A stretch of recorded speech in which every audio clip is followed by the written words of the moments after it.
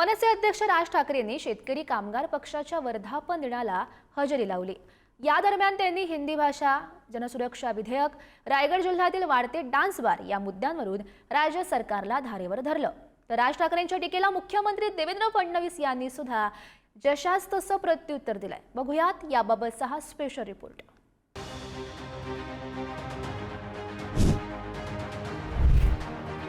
शहरामध्ये राहणारे नक्षल, तुम्ही जर विरोध केला, कुठच्या प्रकल्पाला विरोध केला तर सरकार तुम्हाला अटक करू शकतं। एकदा करूच देत। तुम्ही अर्बन नक्षल सारखे वागाल तर तुमची अटक होईल।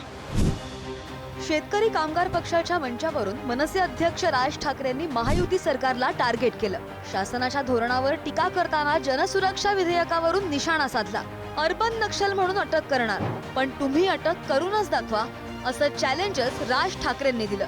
तर तुम्ही अर्बन नक्षलासारखे वागाल तर तुमची अटक होईल असं प्रत्युत्तर फडणवीसांनी दिलंय। आता तुम्हाला म्हणे तुम्ही हा सगळ्या जमिनी आणि याच्यावरती म्हणे कायदा आणला राज्य सरकारने।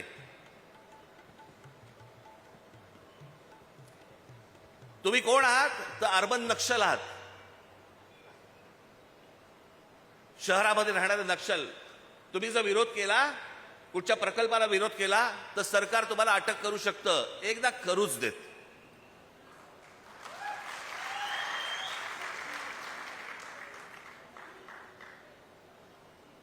या महाराष्ट्रामध्ये मराठी माणसाच्या थडग्यावरती उद्योग नाही उभे राहणार। उद्योग आणायचे असतील तर मराठी माणसाचा मान सन्मान राखूनच तुम्हाला उद्योग आणावे लागतील, त्याशिवाय तुम्हाला आणता येणार नाहीत। तुम्ही अर्बन नक्षल सारखे वागाल तर तुमची अटक होईल। तुम्ही अर्बन नक्षल सारखे वागत नाही, त्यामुळे तुमची अटक करायचं कारण नाही। मला असं वाटतं की अशा प्रकारे कायदे जे बनतात, जे लोक कायद्याच्या विरोधात वागतील त्यांच्याकरता तो कायदा आहे। आंदोलनकांच्या विरुद्ध हा कायदा नाही, सरकारच्या विरुद्ध बोलायच्या याच्यामध्ये पूर्ण मुभा आहे, त्याच्या विरुद्ध हा कायदा नाही। त्यामुळे मला असं वाटतं की अशा प्रकारचे जे काही कमेंट्स आहेत, हा कायदा न वाचता केलेले कमेंट आहेत। ते विधेयक आज विरोधी पक्ष आज कंपोज झालाय असं वाटत असताना आम्हाला रस्त्यावर येऊन काम करावं लागेल आणि त्याला आम्हाला अर्बन नक्षलवाद म्हणून आम्हाला बोलत असतील लालबावटेवाल्यांना, तर आम्ही सगळी जी काय होईल ते आम्ही भोगायला तयार आहोत। हिंदी भाषा शिकवण्याच्या मुद्द्यावरूनही राज ठाकरे पुन्हा एकदा सरकारवर बरसले। महाराष्ट्राचा मुख्यमंत्री मराठी नव्हे तर हिंदी सक्तीचा विचार करतो अशी टीका करत फडणवीसांवर निशाणा साधला। तर विद्यार्थ्यांना भारतीय भाषा शिकण्यात काय वावगं असा सवाल फडणवीसांनी उपस्थित केलाय। महाराष्ट्र राज्याचा मुख्यमंत्री महाराष्ट्रात लहान मुलांना हिंदी कशी आणता येईल आणि शिकवता येईल याचा विचार करतोय। पण महाराष्ट्रामध्ये जे काम धंद्यासाठी येत आहेत त्यांना मराठी कशी येईल याचा विचार नाही मुख्यमंत्र्यांच्या मनात।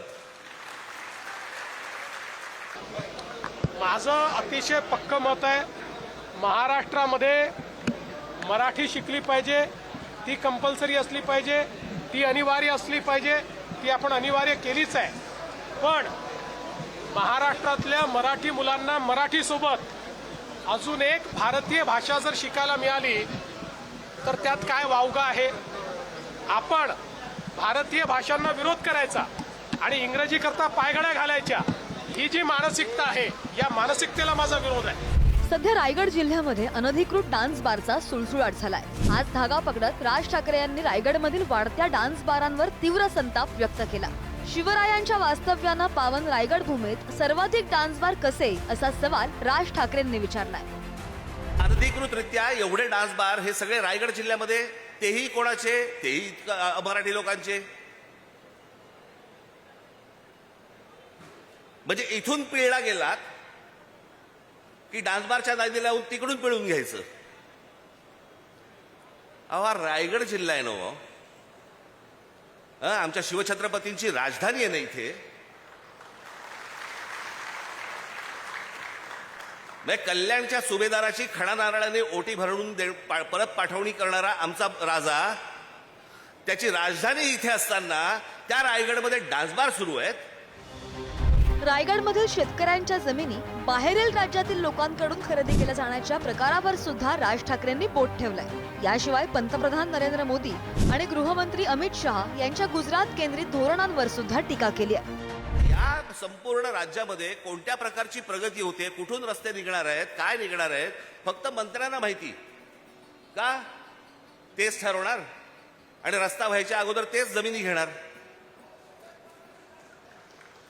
आणि मग या सगळ्या उद्योगपतींशी व्यवहार करणार आणि मग सगळे गब्बर होणार आणि मग निवडणुकीच्या तोंडावरती विषय गेला बाजूला, विचार गेला बाजूला, फक्त तोंडावर तुमच्या पैसे फेकून मारणार आणि तुमच्याकडनं मतं घेणार।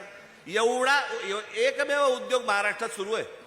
आज आमच्याकडे इथे रायगड जिल्ह्यामध्ये कोण जमिनी घेतंय, कोण येतंय, कोण राहतंय, काय चाललंय माहिती नाही। ठाणे जिल्ह्यामध्ये आमच्या कोण येतंय, कोण राहतंय, कोण जमिनी विकत घेते माहिती नाही। जवळपास उत्तरेमधले अनेक असे धनदांडगे आहेत की ज्यांनी आज महाराष्ट्रामध्ये, कोकणामध्ये, खास करून रायगडमध्ये, रत्नागिरीमध्ये, सिंधुदुर्गामध्ये जमिनीच्या जमिनी घेऊन ठेवलेल्या आहेत। आमचेच लोक विकतायत। आमच्या लोकांना एवढंही कळत नाहीये की ह्यातनं आम्हीच संपणार आहोत। मनसे अध्यक्ष राज ठाकरेंनी मराठी माणसांच्या हक्कांसाठी लढण्याचा निर्धार व्यक्त केलाय। आम्ही मराठी माणसांचे प्रश्न मांडतो तर आम्हाला अर्बन नक्षल ठरवलं जातं, पण आम्ही मागे हटणार नाही असं सुद्धा त्यांनी ठणकावलंय। रायगडमधील डान्स बार आणि जमिनींच्या बळकावणी विरोधात त्यांनी आंदोलनाचा इशारा दिलाय। त्यामुळे आगामी काळात राज्य सरकार विरुद्ध मनसे हा संघर्ष अधिक तीव्र होण्याची शक्यता आहे। श्रेयस सावंत, पुढारी न्यूज, रायगड।